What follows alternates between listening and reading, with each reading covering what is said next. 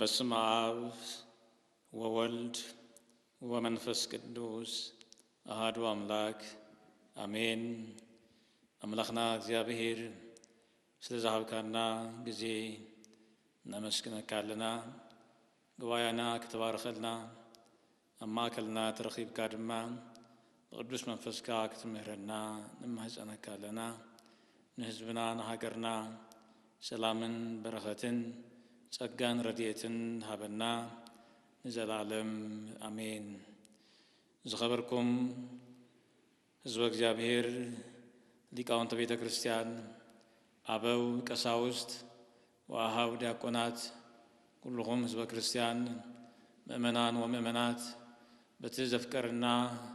ክሳብ ሞት ድማ ተጓዒዙ ዘላለም ህይወት ብዝሃበና መጎይታና መድኃኒና በኢየሱስ ክርስቶስ ሰላምን ፍቅርን ሰላም እብለኩም ኣለኹ። ከመይ ቀኒኻቱም ከመይ ሓዲርካቱም ከመይ ውዒልካቱም አሜን። አምላኽና እግዚአብሔር ብምሕረትን ብፍቅርን ነነብስ ወከፍና ሓልዩ ናብዚ ጊዜ እዚ ናብዚ ሰዓት ዘብቅዕና ክብሪ ምስጋና ይብፅሓዮ። አምላኽና እግዚአብሔር ከም ተለሙዱ እውን ኩሉ ጊዜ ምሕረቱ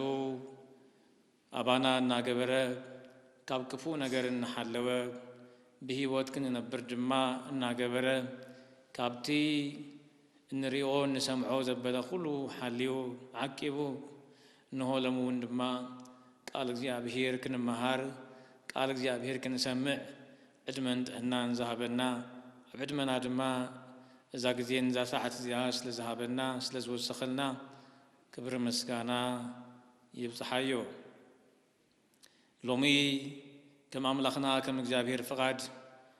ናይ ትምህርትና መእተዊ ዝኾነና ናይ ሃዋርያ ናይ ቅዱስ ጳውሎስ ናብ ጢሞቴዎስ ካልአይቲ መልእኽቲ ምዕራፍ 2 ካብ ፍቕዲ 1 ጀሚሩ ዘሎ ይኸውን። ከምዚ ድማ ይብል ኣታ ወደይ በክርስቶስ ኢየሱስ በዘሎ ጸጋ በርትዕ ብዙሓት ሰባት ዝመዝከርሉ ካባይ እውን ሰማዕኻዮ ንኻልኦቱን ድማ ከምህሩ ንዝኽእሉ እሙናት ንዝኾኑ ሰባት ሓደራ ሃቦም። ከም ክርስቶስ ኢየሱስ ሰናይ ወታደር ኮይንካ ሓቢርካን ምሳይ መከራ ድማ ተቐበል። አሜን። አምላኽና እግዚአብሔር ስለ ቅዱስ ቃሉ እተመስገነ ይኹነልና። እግዚአብሔር አምላኽና ንቦታትና ንነቢያትን ንሐዋርያትን ንአበው ቅዱሳን ዘምሃረ ንዓና እውን ቃሉ ከምህረና ክገልጸና በቃሉ ድማ ህይወትና ከባረኽ ናይ አምላኽና ናይ እግዚአብሔር ቅዱስ ፈቃድ ይኹነልና። ናይ ትምህርትና ርእሲ ናይ ደቀ መዝሙርነት ባህሪ ብዝብል ርእሲ ኢና ክንመሃር። ናይ ደቀ መዝሙርነት ባህሪ ወይም ድማ ናይ ወደ መዝሙርነት ባህሪ ብዝብል ርእሲ ክንመሃር ኢና። ብዛዕባ ደቀ መዝሙርነት ብዛዕባ ጓስነት ቤተ ክርስቲያን ብዛዕባ አገልግሎት ህዝበ እግዚአብሔር ኢና ክንመሃር። ኣብዚ ካልኣይ ጢሞቴዎስ ምዕራፍ 2 ቅዱስ ጳውሎስ ኣብ ቤት ማእሰርቲ እናሃለ ቅድሚ ካብዚ ዓለም እዚ ብሞት ምፍላዩ ነቲ ብክርስቶስ ዝወለዶ ወዱ ዝኾነ ጢሞቴዎስ ንሆ ናይ መወዳእታ ሓደራ ዘመሓላለፈሉ ሕያው መልእኽቲ እዩ። ኣብ 67-68 ገደማ ከባቢ ኮይኑ እንሆ ኣብ ቤት ማእሰርቲ ኮይኑ እንሆ ነቲ ብክርስቶስ ዘፍቅሮ ነቲ ብክርስቶስ ድማ ዝወለዶ መንፈሳዊ ውላዱ ኣብ ኤፌሶን ከተማ ጓስነትን መሪሕነት ቤተ ክርስቲያን ዝመርሕ ዘሎ ምእመናን ዝእቅብ ዘሎ أقلقال بيت كريستيان تيموثيوس نعو زم حلالفو حياة وزخونة ملختي قدم زخالاي ملختي قداميتي ناو تيموثيوس زبلون يحفرلو نيرو بحفشا قداماي تيموثيوسن كالاي تيموثيوسن كمو دما ملختتيتو زيوم ناي ملكته مقابينت وين بزعوا قواسنت بيت كريستيان ززاربو ملختات إيو إبيسكوبوساتن كهناتن كما يجيرهم مؤمنان كما روحو كم زلوم كما يجيرهم مؤمنان آبنتن مسالي كونو كم زلوم زمعدو ززاربو حياو زم حلالفو ملختيو لمون زي أبيهر ويزيني كأبو كله مراي زلتو سيمكو منفس قدوس باباسات خمت زولو أبقى هوريات معراف عسرا فقد عسرا شو منتي نتا بدمو بيت أملاخ زخونة محبر زي أبيهر بيت كريستيان نختمر حوز شمكم باباسات كهنات نتي أباقي مؤمنان تجيهكم عقبو حلو إلى خمت قدوس باولوس زمهارهم حجون أبز الزمن نزل لنا أقل قلتك زي أبيهر مؤمنان بممرح مؤمنان بمعقاب قواسنتنا خنو واسع حلفنتنا دما شتو نخب واسع كلنا حلفنتنا خنو واسع أملاخنا زي أبيهر نسو يحجزنا أبزي كالايتي ملختتي متيوس معراف كلتا كمزي بمواليو هاراك قدوس باولوس نتي متيوس ملختي زم حلال فولو أتا ودي بكريستوس يسوس زلو تقا برتع ويمدما تبع خون النابلة يمخرو ويم يمعدو الزمان التي تفكر له قدوس باولوس نا أقلقلوس الزمنو وديو إنه موتو أمصباي كبابي أوان وشت خوينو الصحفو ملختي كمتي أبزم عراف 4 فقد 6 نقرنا زلو بمسوات 5 قبرسي هيوتينا مسواتي قريب ولو قوياي ودي أرلخو هايمانوتي دما عقب اللخو سناي قدل دما تقاديل أرلخو إنه تحيا وايزخون أملاك زيابهير إنه نايس أدكي أخليل كهبني إلو تزاريبو أبيت ما أسرت خوينو علت موتنا تسبابين نهالي دسحفو ناي مداتا ناي استنفاس قالوا إيو مؤمنان أتزفتو ودو بكريستوس زفكرو ودو كابس المات نبرهان تسقاقر ودو نافتي زي حلف منقستك زي أبير زمس ودو زي حياو زخونا ملختي يم حلال فلو كمتي شماقل لبو كدمي خابز عالم مفلايو نتو ولادو نايمود داتا مخري معدا 5 محلال فلو كمود ما منفساو معدا نودون تيموثيوس يم حلال فلو تيموثيوس أفتوان أبجزين سنة ويم دما أبناي من سنة هيوت إنها لي نمرحنة بيت كريستيان تمزيزو أب كتما إفيسون بيت كريستيان يم حدادر نبرة يقلقل نبرة حزبك زيابير أو زلوا مؤمنان كاب سعتة مرتي كاب كفاءات كاب تنقلنا كاب عمز نتم مؤمنان خلقبهم بتي حق أنيا امنت زيابير رتو زخونه هاي مانوت نخمل على سو بمرحنة تمزيزو أو خفيلو يمهروا من نيرو مو نزيع عبي حلفنا تتقبلت تيموثيوس دما بمنفساوي هيوتون بقالك زي أبيهر نتوم مؤمنان مساليك خون أراياك خون بخلو تقاد ما خقلت ناي قدوس باولوس تمنيت نبره كابل بوز أفكرو كابل بوز فتو أمون زخونة دك مزمورو سلا زخونة ناي موداتا معدا انت عايز بزلو أتا ودي بزبل بكريستوس بزلو تقا برتع يزبلو بكريستوس بزلو تقا برتع يبلو بمنان بكريستوس تقا خبرتعو بكريستوس تقا دما نقدميت كسقمو زي ناي زي أبيهر فقادي زي دما ناي دك مزمورنة بحري ايو كم تقويتانا مدحانينا يسوس كريستوس أو وانجيل ماتيوس معراف عسران شمونتن فقدي 10 عسرا 5 زاربو سلطان كله أب سماين أم مدرن تواهي بني نون أم كلهم حزبتات خيدو بسم آبن ولدن منفس قدوس أطمئوهم زعززكم زبالة كله مهاروهم لك مزامرتهم قبروهم كم تزبهاله نايزي أبير فقط نحنا نمس وقفنا ود مزمر ويكعادك زي أبير كنخون كريستوس كنمثل يتعوعتنا كالي علامة يبلنا آمنت زي أبير زخوننا كريستوس كنمثل بكما أنا تمثل لكريستوس كهاي تمثلوا كم تزول قدس باولوس أنا كريستوس كم زمثلكو نعيد ما مثلوا كم تزولوا كريستوس كنمثل إنا تسوينا أتوم قدوسان بهوتهم زمهارونا أتوم قدوسان بقالب تكبار زمهارونا كريستوس كنمثل يمنان بري كالي علامة يبلون نايمود داتاشتونا خنوصح نخللو كريستوس مسيلنا منغست እግዚአብሔር ወረስተኽን ከውን አም መንግስት እግዚአብሔር ድማ ናይ አምላኽና ብርሃን ፀሐይና ብርሃና ክንነብር እንትጻወዕት ስለዚህ ትምርተና ናይ ደቀ መዝሙርነት ባህሪያት እንታይ ይመስል ብዝብል ክንርኢ ኢና አምላኽና እግዚአብሔርን ነቶም ቦታትና ቅዱሳን ዝረደ ንዓናውን ይርዳእና ቀዳማይ አታ ወደ በክርስቶስ ኢየሱስ ብዘሎ ጸጋ በርትዕ ዝብል ደቀ መዝሙር ዝኾነ ሰብ በክርስቶስ ጸጋ በርትዕ ዝኾነ ሰብ በክርስቶስ ጸጋ ተባዕ ዝኾነ ሰብ ኩል ጊዜ ብድኻሙ ኩል ጊዜ ብግድሎቱ በጸጋ እግዚአብሔር ዝምካ በጸጋ እግዚአብሔር ዝርገፍ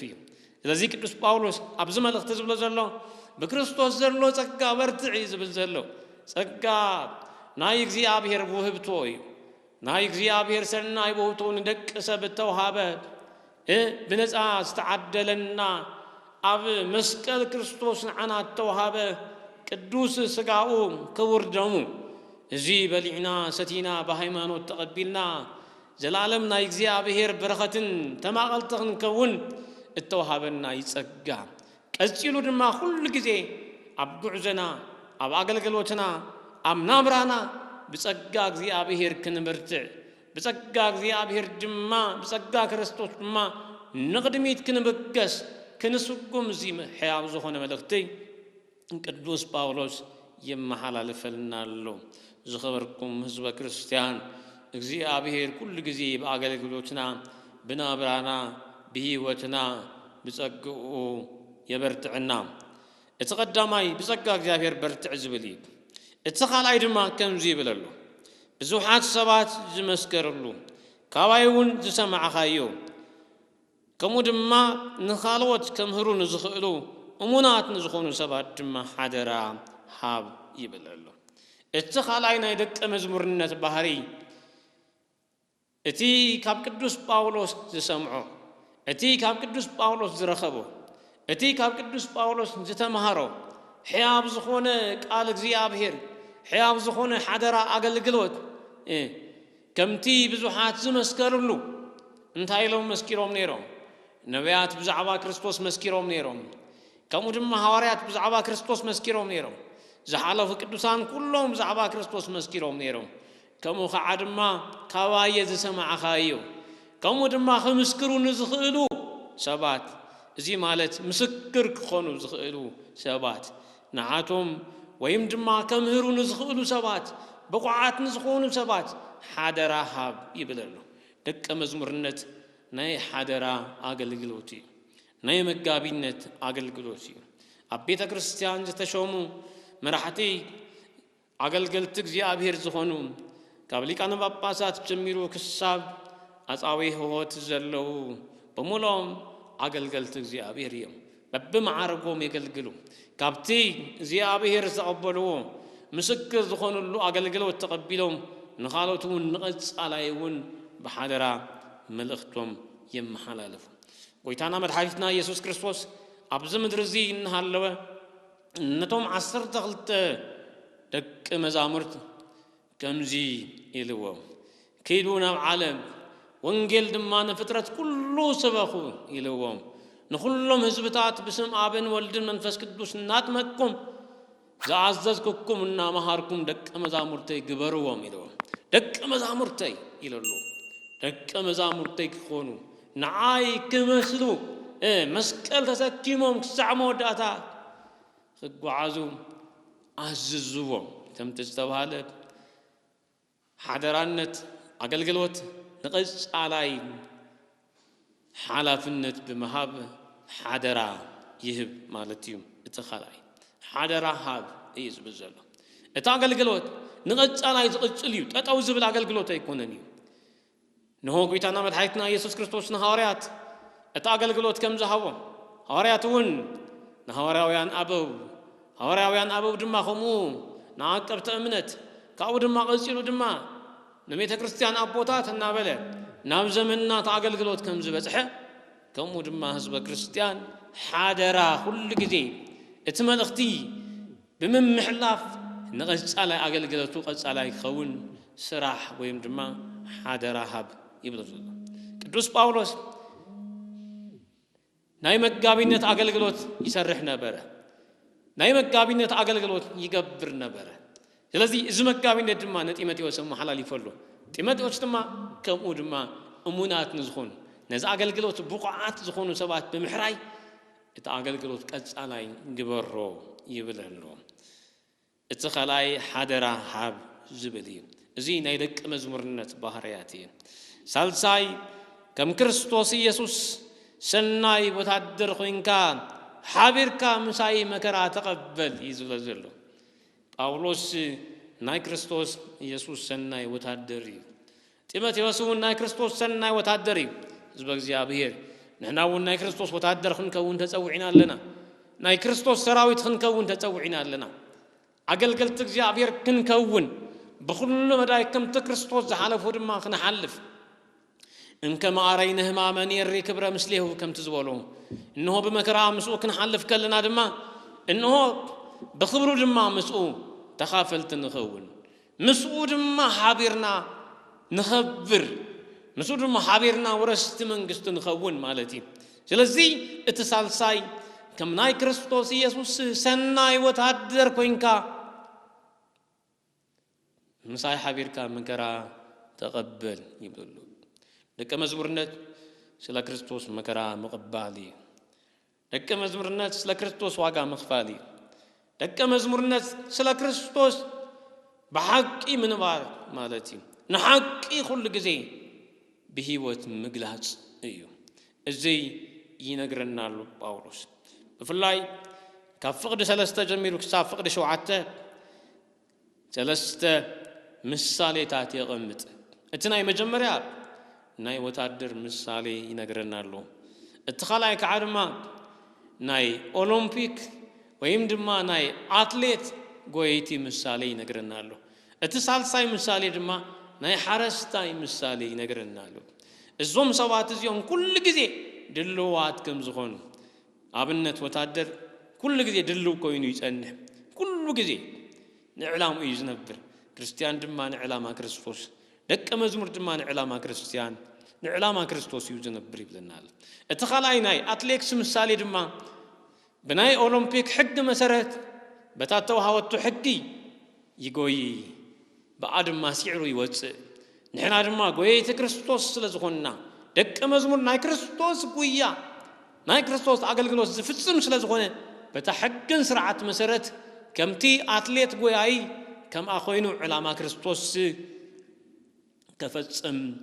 يتحساسب له اتصال ساي كم حرستاي مثالي ممنا اتنا حرستاي مثالي انتاي كنمل كلنا حرستاي بغزي زري دخيمو انه وصيو وريدو اتزلو مريت حريتو علسليسو زريو كابو خادما اتزلو صاحي كله ነገር صريغو أموداتا نفرة نعود كم زبكع كمود ما كريستيان كم حرستاي قطرن ليتن تجيهو نقويا كريستوس نقويا قلقلوتن تقو خوينو انه نفرخ بكع عبي ملختيم محل فلو زخبركم حزب እግዚአብሔር حزب كريستيان نحناون كمتي قدوس باولوس منفساوي ولادو ጢሞቴዎስ ዝወሎ انه ናይ ደቀ መዝሙር ባህሪያት አብሂቦትና ኩሉ ጊዜ ክግለጽ ይገባል ናይ ደቀ መዝሙርነት ባህሪያት አብሂቦትና ተግባራዊ ክኸውን ይገባል እቲ መጀመርታ በክርስቶስ ጸጋ تبع ويم دمو برتع خمت زولهم بكريستوس صقا نحنا كنمرتع يقبع بكريستوس صقا خنمرتع خلنا ناي كريستوس دق مزامرت مخنا بهيوتنا ان تغلص ان تغلع ان عبي يخيد مالتي اتخالاي دما انه كم كريستوس دق مزمورنتما اتتوهبن حدرا دما بهيوتن بمهرون بتكبارن نخالوت ناي دق مزمورنت هيوت نخنورو كنا محلالف حدرا خنهب يقبعنا مالتي اتسالساي كم كريستوس يسوس سناي وتادر كوينا اقلقلت كوينا خادما كل غزي مكرا كريستوس كنقبل مكرا كريستوس بهيوتنا خنقلص انه ناي كريستوس مكرا تماقلتي خنكون بمكرا مسوخ خنحبر كلنا بخبر جما مسوخ خنحبرينا ስለዚህ ናይ ክርስቲያን ዋና ዓላማ ደቀ መዝሙር ክኸውን ከምቲ ቅዱስ ጳውሎስ ንጢሞቴዎስ ዝበሎ ንሕና ደቀ መዝሙር ክንከውን ኢና ተጸውዒና ህዝበ ክርስቲያን አመንቲ እግዚአብሔር በህይወትናን ብናብራናን ክንገልጽ ኢና ተጸውዒና ዘለና ስለዚህ ህዝበ እግዚአብሔር እዚ ቃል ንሰምዕ ዘለና ኩላህና በህይወትናን ብናብራናን ደቀ መዝሙር እግዚአብሔር ክንኾን ይግባእ ከምቲ ቃል እግዚአብሔር ዝብሎ ዘሎ زعززكم يبلالو دك مزمور مالت التعززو زقبري ممهر وزمسلي ولاد نبو خمز مسل كريستيانو ون كريستوس يمثل أولوس نكريستوس لازم مسألة نتوم منفساويان ولادو نعوخ مسلو يزخاخرون تذكروا مكان انتكم وزنقركم قال እግዚአብሔር قال እግዚአብሔር زمهاركم سي ممهرانكم ذكروا حسابهم كم تزدباله بهوتن بأمنتن بنابران مثالهم ذكروا يبلالو زغبركم حزب كريستيان بفلاي أبزم وداتا زمن زلنا أبزي في السامي عالم زلنا نايم وداتا علامة نايم وداتا عقل قلوتنا دك مزامرت እግዚአብሔር كوينا مسا أملاخ እግዚአብሔር መንግስት ወረስተኽን ከውኒና ካሊ ዕላማ የብልናን ኣብዚ ምድሪ እዚ ዝነበረሉን ሓፂር እዋን እዩ ንዘላለም ኣብዚ ምድሪ እዚ ኣይንነብርኒና ሓደ እዋን ካብዚ ምድሪ እዚ ክንፅዋዕ ኢና ቅድሚ ምፅዋዕና ግን ባህርያት ደቀ መዝሙር ኣብ ህይወትና ክንገልጽ ይግባእ እቲ ናይ መጀመርታ ክሕብረልኩም ክደግመልኩም እንደገና ባህርያት ደቀ መዝሙር እቲ ቀዳማይ በክርስቶስ ጸጋ መበርታዕ تبع مخاني بجزية قلتنا بجزية ጸገምنا كل جزية بناي كريستوس ጸጋ خنمرتع بناي كريستوس ጸጋ خنملالس يقبلنا انت خال عيدما زي سمعنا يو كاب كريستوس تقبلنا يو تمهرنا يو تمرتي كمسكرون نزخولو أمونات نزخونو أقل قلتي ملختنا خنم محلالف حدا خنهب كم زلنا أمانا اخترف زي بولو نكتس عليون دكنا ولدن ولادكم مرحة بيت كريستيانون نممنان اتينا يدك مزمورنت بحريات كتلبسوهم زقال እግዚአብሔር ይዘኻኽረና ናይ ሞዳታ ሳልሳይ ከም ናይ ክርስቶስ ኢየሱስ ሰናይ ወታደር ኮይንካ ምሳይ መከራ ተቀበል ይብለሉ ክርስቲያን ንክርስቶስ መከራ እዩ ተጸውዒ ዘሎ ስለዚህ ዝኸበርኩም ህዝበ ክርስቲያን ምስ ክርስቶስ በመከራ ምስ ክርስቶስ በሁሉ ነገር ድማ ክንከውን ቃል እግዚአብሔር ይምዕደና ዘይጾረ መስቀል ሞቴ መስቀል ዘይተሰከመ ንዓይ ክኸውን ይኽእል ከፍቅረና ይኽእል ከምት ዝበሃለ ናይ ክርስቶስ ምስ ደቀ መዛሙርት ተኾይና መስቀሉ ክንሰከም ይግባአና ናይ ክርስቶስ መስቀል በህይወትና ሁሉ ጊዜ እንነብር መስቀል ማለት መከራም ክርስቶስ መቀባል ማለት መስቀል ማለት ኣብ ቀራንዮ ምስ ክርስቶስ መስቃል ማለት መስቀል ማለት ምስ ክርስቶስ ኣብ ቀራንዮ ሙማት ማለት መስቀል ማለት ምስ ክርስቶስ ሞይትካ ንሆ ምስ ክርስቶስ በሕያው ትንሣኤ ምትንሣእ ማለት እዚዩ ናይ ደቀ መዝሙርነት ባህሪ እዚዩ ናይ ደቀ መዝሙርነት ህይወት እዚዩ ናይ ደቀ መዝሙርነት ናብራ ነዝኽን ነብር ይግባእ ነዝኽን ነብር በህይወትና ይምዕደና ኣለሞ ዝኸበርኩም ህዝበ ክርስቲያን እዚ ጌርና ናይቲ ዝመጽእ መንግስቲ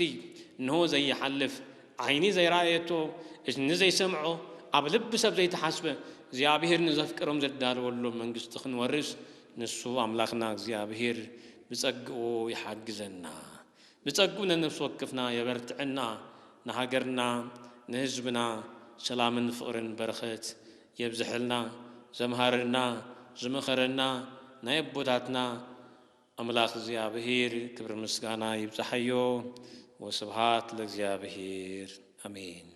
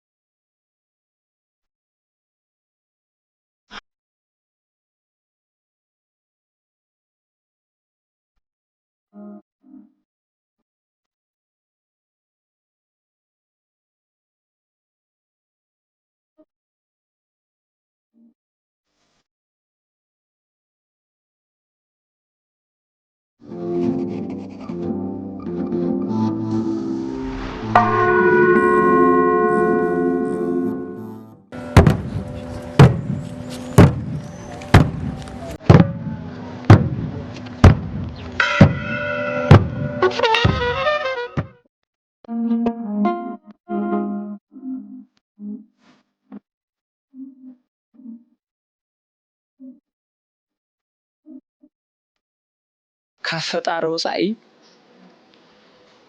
ኩሉ ተቃራኒ እዩ ኣብ ምድሪ ዘሎ ካብ ፈጣሪ ወፃኢ ኩሉ ተቃራኒ እዩ ስለዚ ደስታ ኣሎ መከራ ከዓ ኣሎ ሓደ መምህር እንታይ ኢሉ ናይ ሰብ ዕድመ ቀዳም ጥራሕ እያ ዓርቢ ተፈጢሩ ዓርቢ ሞይቱ ዓርቢ ናብ መቃብር ይወርድ ቀዳም ከዓ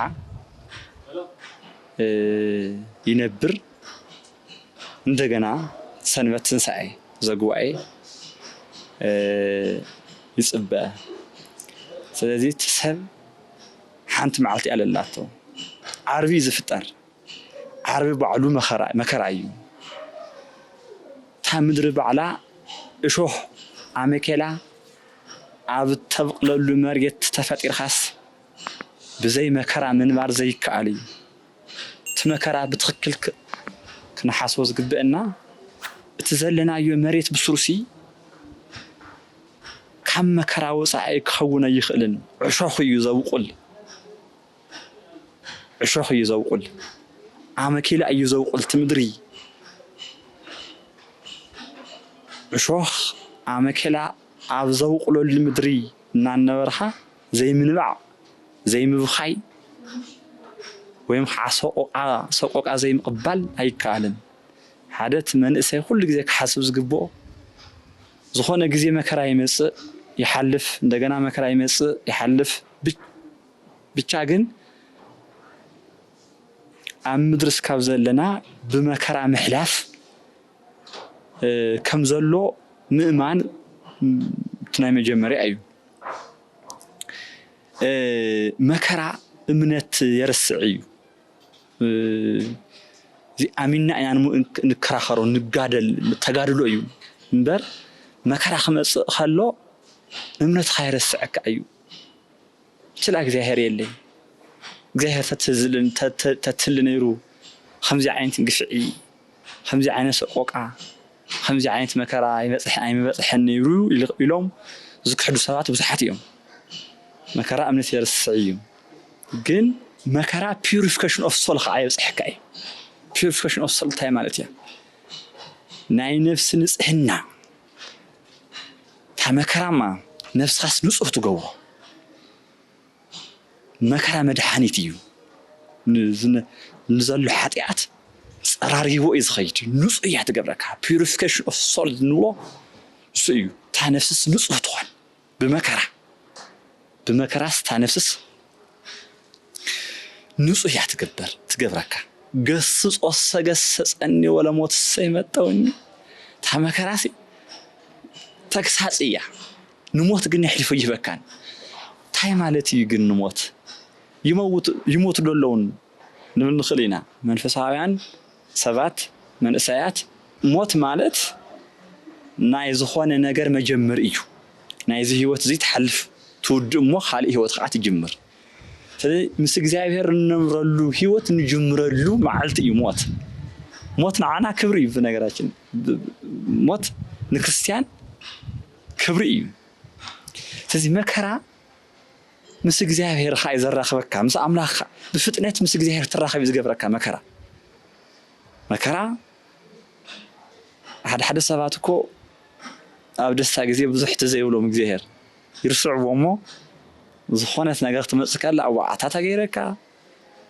ሕልፍኻ ባይት ሃበኒ ዚ ኣብ ሕልፈለይ ንብሎ ማለት እዩ ስለዚህ እግዚአብሔር ንኽነሰውስ ገብረና እዩ መከራ ማለት እዩ መከራ ማለት እግዚአብሔር ንኽነሰውስ ዝሕግዘና ሓደ መሳርሒ እዩ እግዚአብሔር ንዓና ደስታ ኮይኑ ይኽእል ሰውነትና ኮ ደስታ ይኽእልን ዮሐንስ አፈወርቅ እንታይ ዝብል ኃጢአት ምሰርሕና በተለይ ካብ ገነት ምስወረድና ካብ ገነት ምስወፃ አዳም ተሰውነቱ ባዕሉ ተሰውነቱ መከራ እንበር ደስታ ይኽእልን ደስታ እግዚአብሔር ለቕተ ተብሎ ነይሩ ኩሉ ሰብ ክመውት ነይሩ እዩ ዝብል ኩሉ ሰብ ምሞታ ነይሩ ስለዚህ መከራ ባዕሉስ ንኽነብር ይዝሕግዘና ንሽቴ ደስታ ይበና ሞ እንደገና መከራ ንሽቴ ደስታ ይበና ሞ ንሽቴ መከራ እዚያ እግዚአብሔር ባላንስ ይዝገብራት ዓለም ታሰውነትና ወን ኸማ ማለት እዩ ንሽቴ መከራ ይበና ሞ እግዚአብሔር ክነሳው ሰይገብረና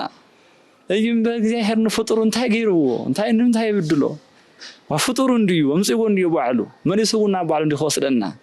ስለዚህ ንኸይን ጠፍኦ እዩ ታ መከራ ዘምጽእና ዘሎ ዝበና ዘሎ ሓንቲ ህይወት ሓንቲ ትምህርት ያታ ታ መከራ ንብላውን ልዕሊ ሞት ዘሎ ህይወት ንኽሓስብ ይዝገብረና መከራ ልዕሊ ሞት ዝኾነ ህይወት ኣሎ ልዕሊ መከራ እዚ ካልእ ተስፋ ኣሎ ካልእ ተሓጓስ ኣሎ አንታ ወሰዶ ዝነፍስ እዚ ስጋይ ወሰዶ ወሮ ብልዓዮ ተረዲኻ خسار زقرط سبات كله وصدو أنا خانا እግዚአብሔር ዝኸይድ ዘሎ ስለዚህ መከራ ንምንም ትምህርት እዩ ንመንሰይ ትምህርት እዩ ጉባኤ ቤት ንውሎ እዩ ጉባኤ ቤት መከራ ግን ክነስተውዕሎ ይግበአና መከራ ተዘይስተውዕልናዮ ኩሉ ነገር ንሕዝቦ ይዝኸይድ እግዚአብሔር ትኽእል ቤተሰባት ሃገር ትኽእል ስለዚህ ታመጻጸኡ ምርዳእ ትኽብሩ ኸዓም ሕሳብ ሞት ንሓሰብኻ ዋጋው ኸዓም ታይ ሞት ንሓሰብኻ ተዋጋ ኸዓም ምስላሕ ማስላት ምስላሕ ማለት እዩ ስለዚህ ኣብ መጽሓፍ ቅዱስ ታይልና ማቴዎስ 7 ሲ ብግልጽ ይነገርና መከራ ትመጽእ እያ ዝኾነ ገዛ ኣሎ ትገዛ ኸዓ ዝናብ ይዘንዎ ዝናብ ጥራሕ ኣይኮነን ጎርፍ ኸዓ መጽኡ እንትን ይብሎ የነቃንቆ እንደገና ጎርፍ ጥራሕ ኣይኮነን ምስ ድሕር ጎርፍ ኸዓ እንደገና ዝኸፈአ ሓያል ነፋስ ኸዓ ይመጽእ እዚ ዝገፍዖ ነፋስም ዝናብም ጎርፍም መጽኦም ነቲ ገዛ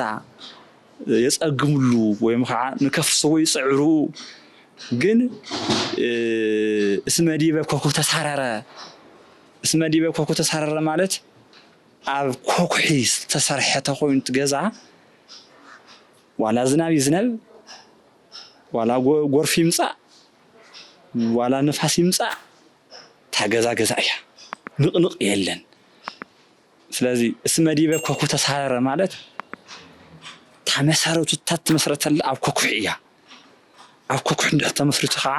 ዝመጽ ይምጻእ መከራ ክሓልፍ እዩ ማለት እዩ እስመ ዲበ ኮኩ ተሳረረ ግን ከዓ እስመ ዲበ ኮኩ ጥራሕ አይኮነን እስመ ዲበ ሆጻ ተሳረረ ግን አላ እንደገና እስመ ዲበ ሆጻ ተሳረረ ግን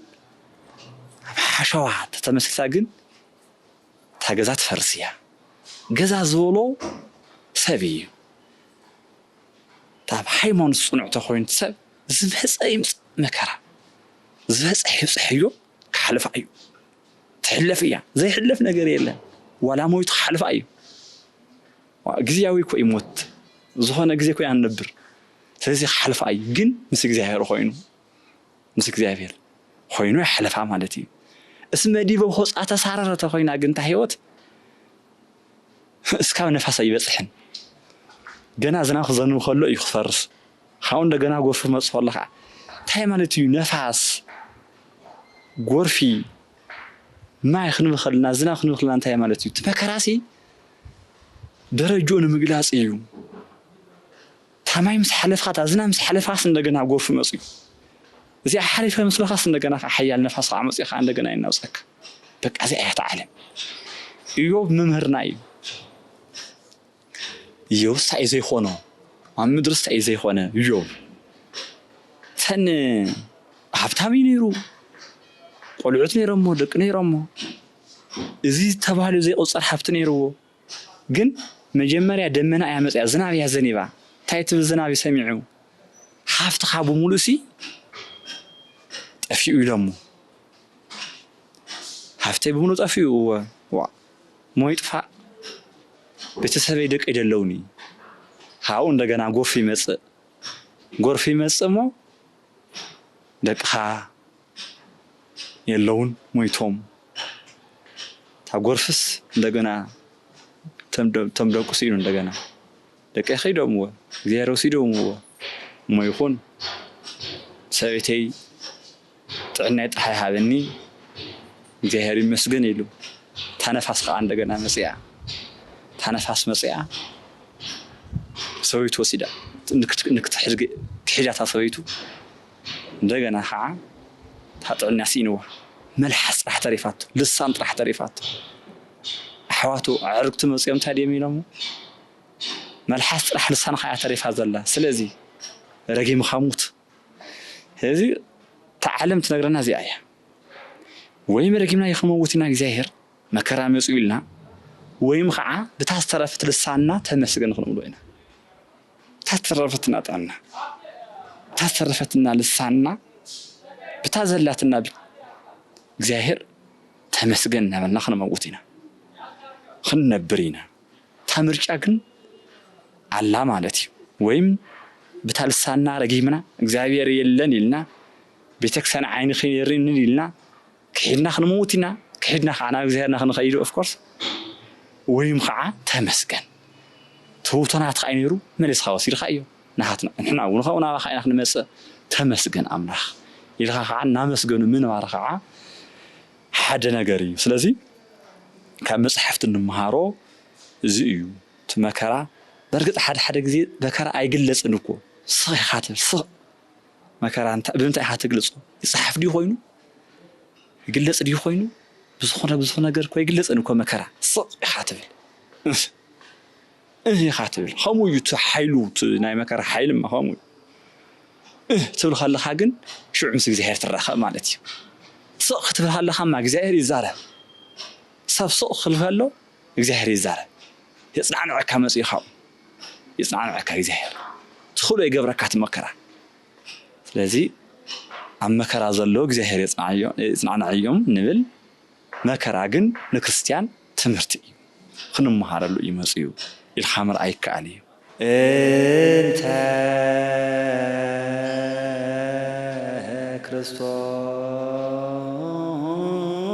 ክርስቶስ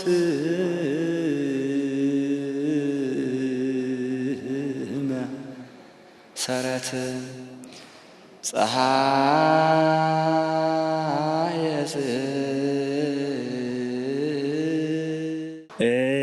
እንተ ክርስቶስ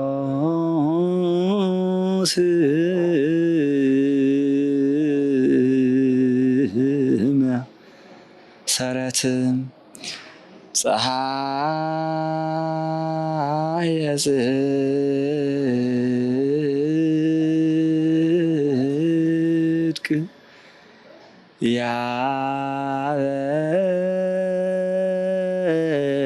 ያበር ለቲ ፀሐይስ እንተ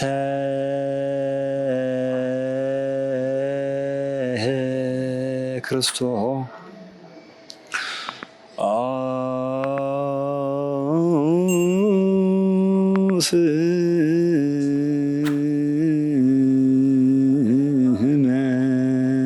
መሰረት ፀሐይ የጽድቅ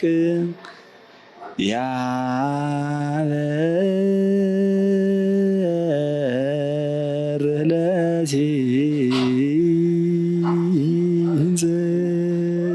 ፀሐይስ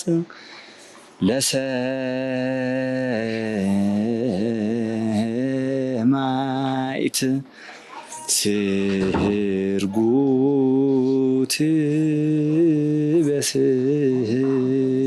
በስብሐት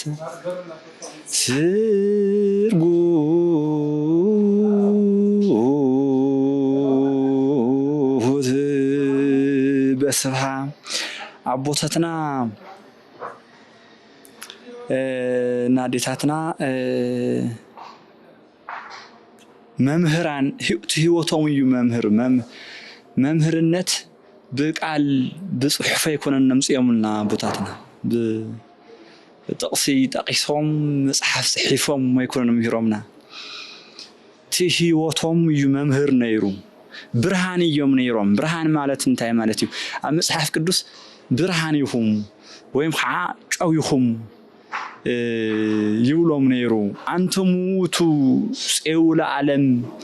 እመሰ ፄው ለሰሓበ ምንትን ከያጨስምዎ ጨው አልጫ ተኾይኑስ ብምንታይ ኢኻ ተጥዕሞ ስለዚህ ጨው ማለት ቶም አቦታትና ጨው እዮም ጨው ማለት እንታይ ማለት እዩ ንባዕሎም ይመኽኩሞ ይሓሩሞ ይነዱሞ ስብእኖም ብሙሉ ይጠፍኡሞ ንሰባት ግን ህይወት ይኾኑ ማለት እዩ ይጥዕሙ ማለት ንበልዑ ምግቢ ጨው ተዘይህልዩ ነይሩ ይንበልዑን ግን ትጨው ናይ ባዕሉ ዝበሃል ክብሪ የብሉን ይጠፍእ ብሙሉ ኣይትርእዮን እንኳ በአካል እኮ ኣይትርእዮን ትጨው ኣብ ንበልዑ ምግቢ ኣብ ንጥቀሞ ማንኛውም ጨው ክንጥቀም ከለና ቅርጹ እንኳን ትሙሉ ቅርጹ እንኳን አይንረኽቦን ስለዚ ብሓዊ ብማይ ደቂቁ ግን ከዓ ንኽንምገቦ ዝቐረበ ምግቢ ጣዕሚ ኮይኑ ንዓና ንኽምችወና ይገብር ማለት እዩ ጨው ንባዕሉ ግን መኺኹ ማለት እዩ ንባዕሉ ይመክኽ ኣቦታትና መኺኾም እዮም ህይወት ኮይኖምና ጥዋፍ ኣይነበሮምን ጥዋፍ እዮም ኮይኖም በዓልቶም ነዲዶም ስለዚ ኣቦ ክበሃል ከሎ ዓዶ ክትበሃል ከላ እዚ ዝርአየና እዚ ኢና ክንርኢ ዝግብአና ማለት እዩ ህይወቶምስ ምንተ ህይወት ሂቦም ንሕና ንኽነብርስ ንሶም ጠፊኦም ንሕና ክንነብር ንሶም ይጠፍኡ ንሕና ክንጥዕም ጥዑም ምግቢ ጥዑም ሽቶ ክነሽትትስ ንሶምስ ሓሪሮም ነዲዶም ስለዚ ንኣቦታትና ህይወት እዚ እዩ ዘምህረና ብኣካል የመምሂሮምና ብህይወቶም የመምሂሮምና ኣብ መጽሓፍ ቅዱስ ብሙሉ ካብ ዘፍጥረት ጀሚርካ እስካብ ራእየ ዮሐንስ ብዘይካ ቦታት ብሱዋላ እግዚአብሔር ብዘይካ ቦታት እንታይ ደገሊጹ እዩ ዝምድር እዚ ብዘይካ ቦታት እንታይ ደኽንፈልጥ ንኽእል ኢና እግዚአብሔር ሰማይ ምድር ምፍጣር እኮ ሙሴ ተዘይነግረና እዚ تعوي جبر زبهال بقى أنا إجزاهر جبري زبهال إجزاهر سماي مدر فطيري إجزاهر سماي مدر مفتاركوا بوتات يعني نجرمنا موسى ينجرنا ها بدم سمعتات يعقوب متأتى بيت كريستيان بيت كريستيان كبهال كل زيام يمكو طبعا بوتات نولهم مالتي بتعامز جرمني أوغستين زبهال ليك متقول أنا بس عين هنو لو متقول أنا بس عين بلي عمو مجرشة بأنا بس عين تبليعونا أنا بس عين توهيو تأثيرو ناموت النخدسي نسبات كني صحف نيرو صنعات انت خمس خونه شوعات دبدابي يصحفوا شوعات دبدابي تأثيرو كو مشاش نخبل يدو تأثر عيدو بسن سلس تأثر عيدو سلس فتحمه ليس ناس حافي حدر نكسيان برتعت تاخد كريستيانسي عبوتاتنا سنتاي خمس خونه سنردهم بق نعموتوس يموروها نامورها او قص لكم ينغرنا بوليكاربس نولو مع بوتاتنا ان بيتروس ان باولوس نولو مع بوتاتنا سي بيتروس سنتاي جنيو تاي جنيو موتو جنيو اي ندع على خمس تقولون خم كريستوس سي نتاطو بخم خيتسقلوني سلازي دافيو تزجنقو ጭንቀትሲ ሞት ዘይኮነሲ ተሳቀላዩ خمس موت يجنيو سلازي نقول احد تسقل قلقل يتواحد تمترك صار كبرته سلازي نقول نخسق عليو لمينوم تما بوتاتنا هم يميرهم بخمس امام صيماتا ሃይማኖት ማለት ይና ተሳአለላው ኮይ ነገረከ ወለሊቃውንት ከዘንከ አቡኻ ጠይቆ ይና ከነገረከ አዩ ዘለና መጽሐፉን ከመዩ ስለዚህ ከመገርኩም ሓሊፍኩም ከመገርኩም ሃይማኖት አምጽኹምማ ሃምጽኹምማ መከራ ከመይ ዝሕለፍ ክርስትና ከመዩ መንሰይ خبሃል ከሎ ከብት ጽቡቅ ነገሩ ናይ መጀመሪያም ናይ መጨረሻና ይኮነን ብድሕሪት ቡን አለው በቅርቢቱን አለው ኩማሃረሎም ዝኽላ ቦታት አለው ማለት ይና كابوتاتنا نمهارو تمرتي بمولوت هيوتهم يو تعجستي كم خمس تعجسون نمهار تعجسوا لجزائر جزائر تعجسوا نهاتو جزائر خمس يو ناولو زنقرنا بوتاتنا يوم سلازي يا بوتاتنا كابوتاتنا كار قدس أرسيما استيفانوس سيورجيس زيومكو أبونا نصوعمكو سواتكو لسانكو هوتهمكو يخونهم فينو هوتهمكو يخمزي يخون غيرهم سلازي تما بوتاتنا زيهم كريستنا خمس حلفوا هوتهم خمس حلفوا بقلصي اميرهمنا يم حلفهم سلازي ود جورجس مخان يدنجل لج ود دنجليه مبرهان يلو مصوع جورجسن يلو مصوع جوريس بحسابيو جوريس كما يحلف نمكراس مكرا خوينو جوريس كو خنصح خلناسي نمكراس مكرا خوينو تمكرا يخون مكرا خوينو نتمكراس قدس جوريس مكرا خوينو سلازي تابوتاتنا خما يحلفهم نتحمق زبالس بقدسن مخنيات قديسوموس نمكرا خوينا يحلفهم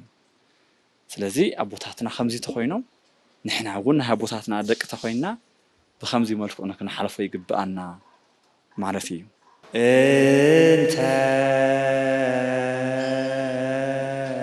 كريستوس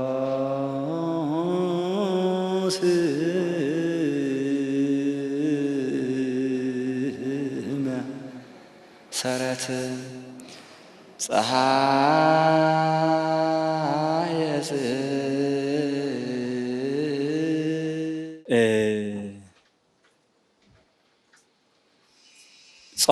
صلوت يو منسي ترى زي كونس كل سب تحزن لنا يجزي نحلفه تحشى جزير نخمس اللي قبلنا صلوت يعتمد مفتاحيت أي جزير يريد يزلتها مفتحن بلا زيادة غيرنا جزير كقولوا له أيو نحلفه إنا زبليو على إخاعات من إساي ولدو نخبر بتكسان نخبر حيمانتو بحيمانتو نخبر جزير نحجزه حزبون من إسانا بصلوتو إنا خنمس ناس بتلاقي من إساعات عبز حزبوان خصلي يقبقهم بزحشة ملكعو ناو جزير خمس يقبقهم تجزي ناو جزير نقربو لجزي أيو تجزي يمهرنا له نمهرته خوينا تجزي يمهرنا له سلازي ناو جزير قريبنا خنصلي خنسجد يقبقنا من والد اللي يغني لي انت كريستوس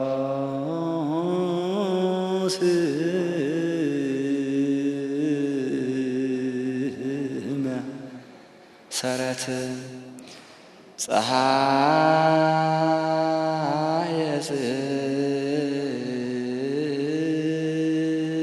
ጽድቅ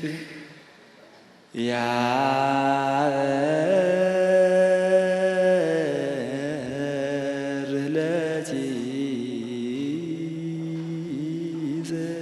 ዘሐይጽ እንተ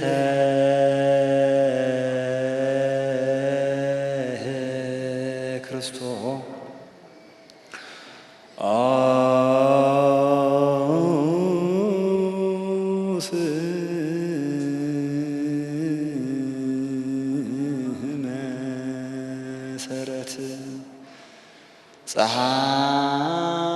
ፀሐይ ጽድቅ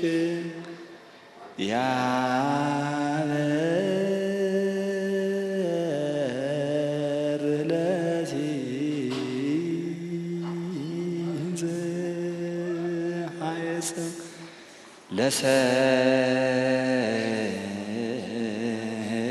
ለሰማይት ትርጉት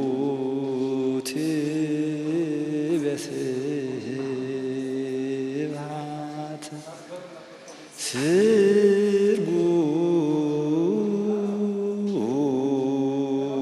ትርጉት በስብሐት